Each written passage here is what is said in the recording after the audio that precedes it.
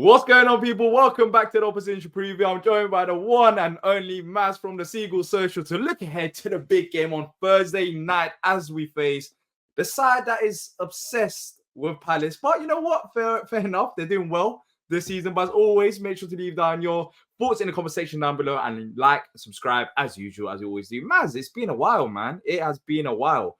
I mean, I think from when we last spoke to now, I've been trying to stay away from you, D.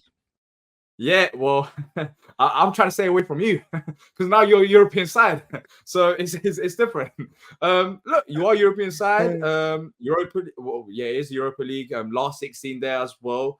Doing all right in the Premier League, but just talk to me, Maz. How are you feeling so far this season as a Brighton fan? Yeah, man, it's been a good season. You can't complain. But we're 9th place. We're in the next round of the Europa League. You know, we won our group, finished top. And yeah, we're doing all right. We've had some up and down results in the Premier League. There's been a few results that have been very good, and then of course some bad, especially on the weekend. Arsenal played us off the park, probably the best team we've faced this season, unfortunately. As much as I got cooked by AFTV fans for saying what I'd said, I got cooked, bro. I got cooked. I'm not gonna lie, but I still stick by it. You know, I still think they haven't hit the top, sort of gear they can. But yeah, they played us for the park on Sunday. It wasn't a great game for us. But no, man, in general, I'm happy. It could be way worse. We've had a lot of injuries as well. We had a lot of injuries to deal with as well. So considering how many players we've had out, it's been a good season. I know you guys have had a lot of injuries as well. So we sort of go into the game both struggling on that front. What's life like in Europe? It's nice. It's like, what does it taste like? Is it nice? Hey, D, you know you're going to be playing on Thursday night. There you go, bro. You're going to know what it's going to be like. You're going to get a little taste. It's great. It's great. The Saturday and the Thursday night. But what is it like? I know you struggle to sell out your stadium quite often. What have you been able to do on Thursday nights? So Thursday nights have been incredible, really. There's been some incredible nights at the Amex, as you saw on Thursday, just gone against Marseille. I was there. It was packed to the rafters, bro. I think we need to get an extension sometime soon because I know we got a stadium. It's not falling apart, like Selhurst Park. So it's quite nice to have a fully functioning stadium, and that has a bit of atmosphere as well. Not those fake. What they call them? Hooligans. That what's your weird crew? What's your weird crew called? Hold on. Before we even do this and even entertain this, you literally have the lyrics of your chants up in the screen because your fans don't know it.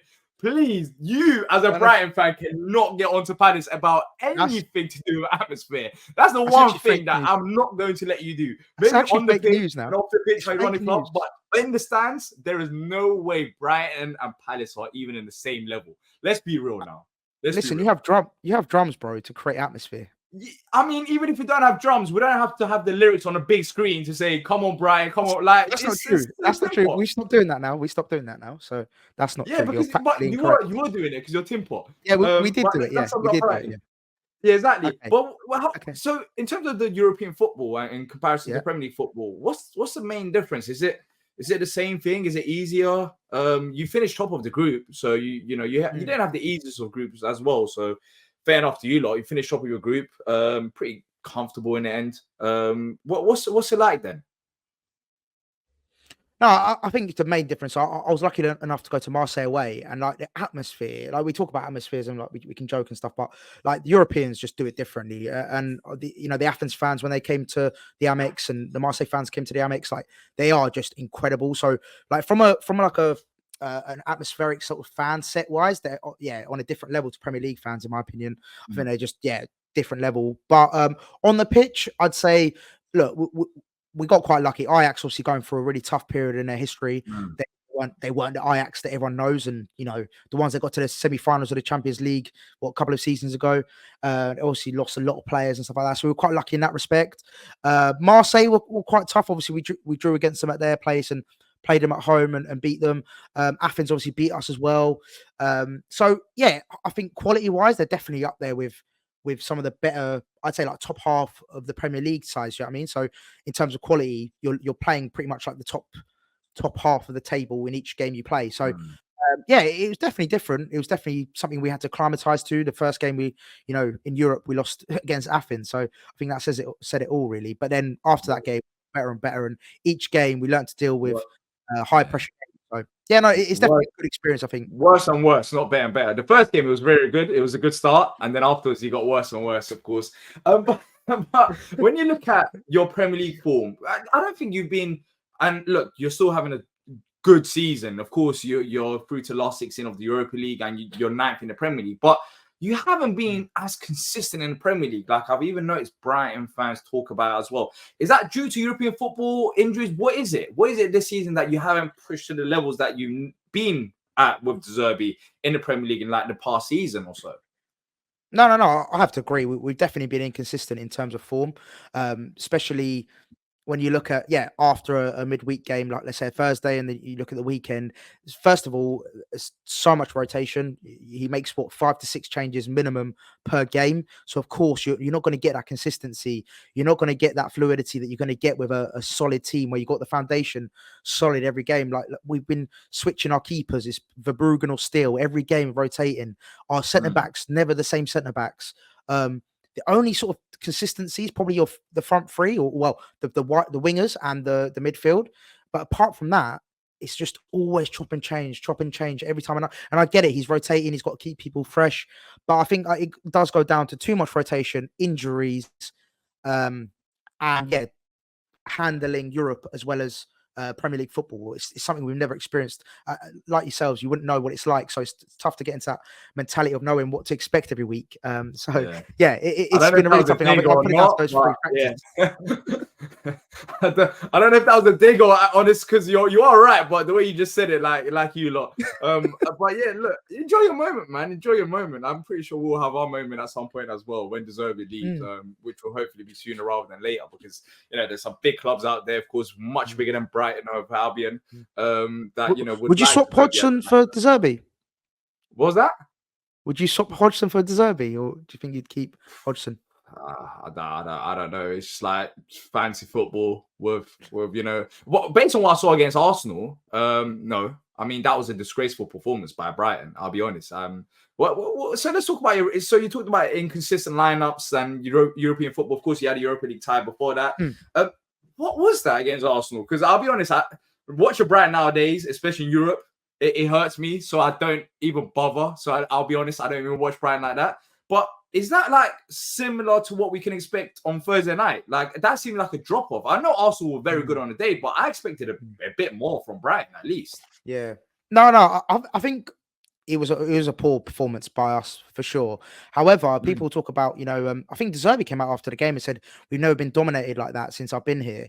But you look at the stats, like we actually got more possession than Arsenal yesterday. And again, I'm not saying possession wins games. I'm not saying that just because we had more possession, we were the better side by any stretch of the imagination. They were definitely by far the better side on Sunday.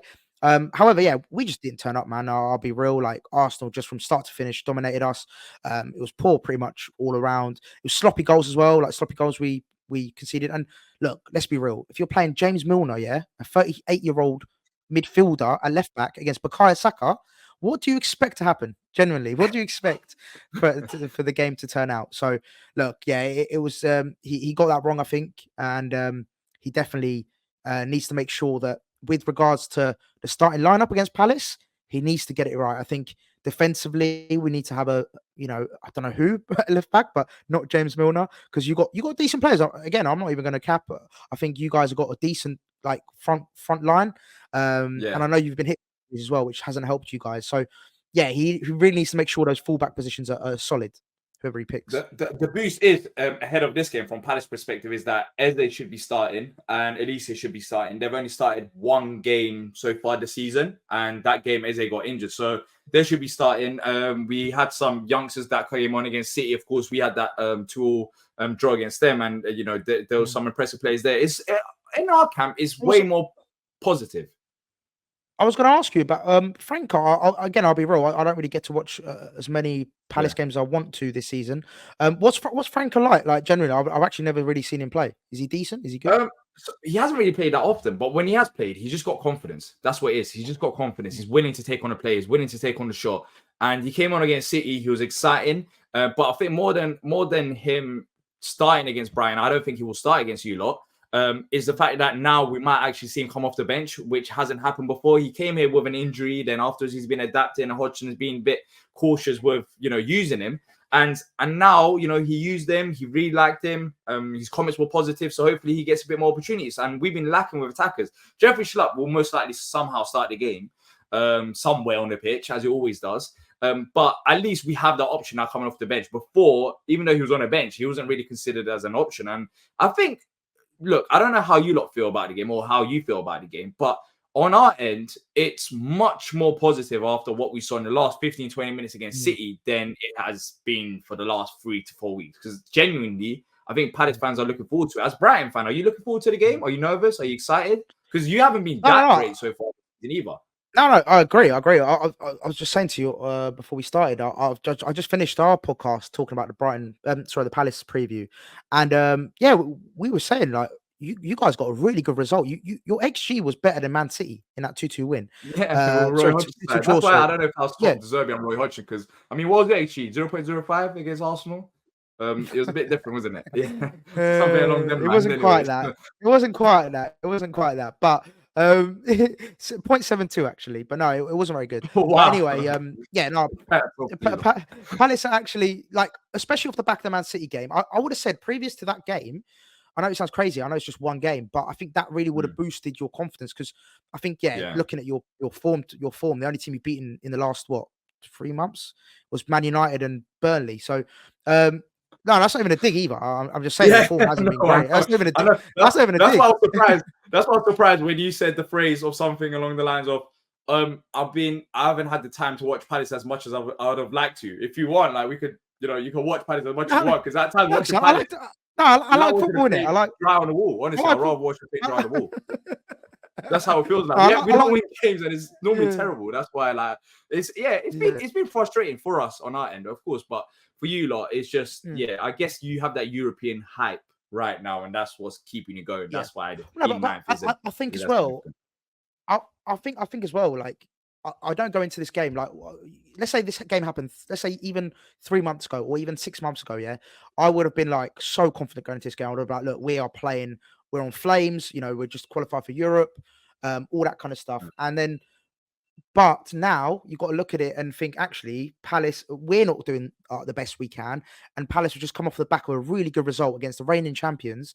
Going from 2-0 down as well, by the way. Like, fair play to you guys. 2-0 down. I was surprised as well. I was falling asleep. In fact, I was like, when you're asleep and awake, like, I was in that phase. Like, I remember it, but I was like, I was falling asleep. Like, honestly, no one expected it.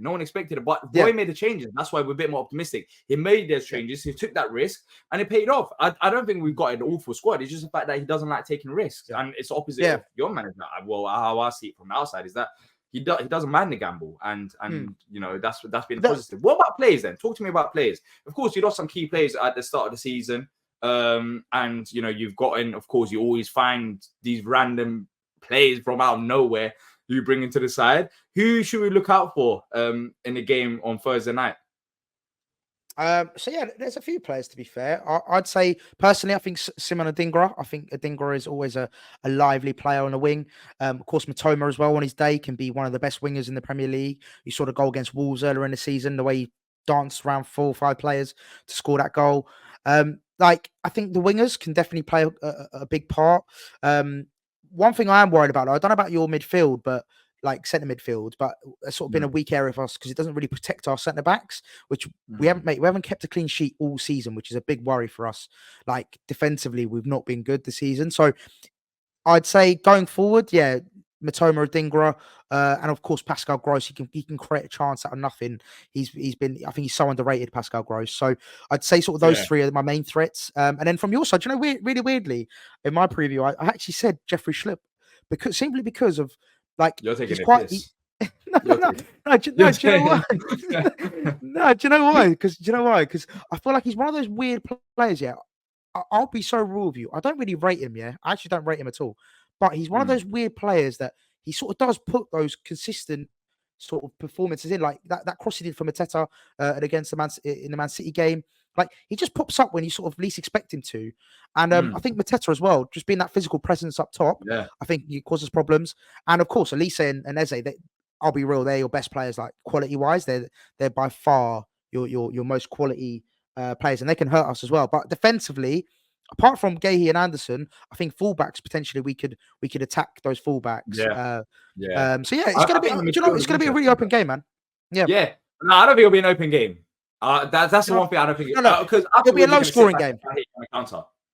Yeah, agreed. It'll be a low scoring game, but I think any team can win it. I'm going to be so real. I think any team can win it. Yeah. Especially, look, before, if the City game ended with 2-0 City, I think I wouldn't be on his mind and I'll be here dreading it. But I'm actually looking forward to it. It should be an exciting game. And Roy Hodgson, I mean, the last time I was doing a calculation, the last time you beat Roy Hodgson lost to Brighton was about 463 days ago. So it's been What you want it's been a while. So that's three. We beat you literally. Yeah, but that wasn't under Roy Hodgson. That wasn't under Roy Hodgson. What? Why does that matter? We still beat you. Yeah, exactly. See, so yeah, so that streak is still going. So that's good.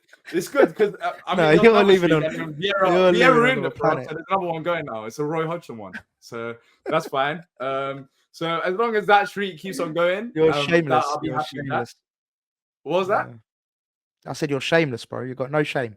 I'm not shameless. It is what it is. I don't make the rules. Like it's just out there, you know that it is what it is.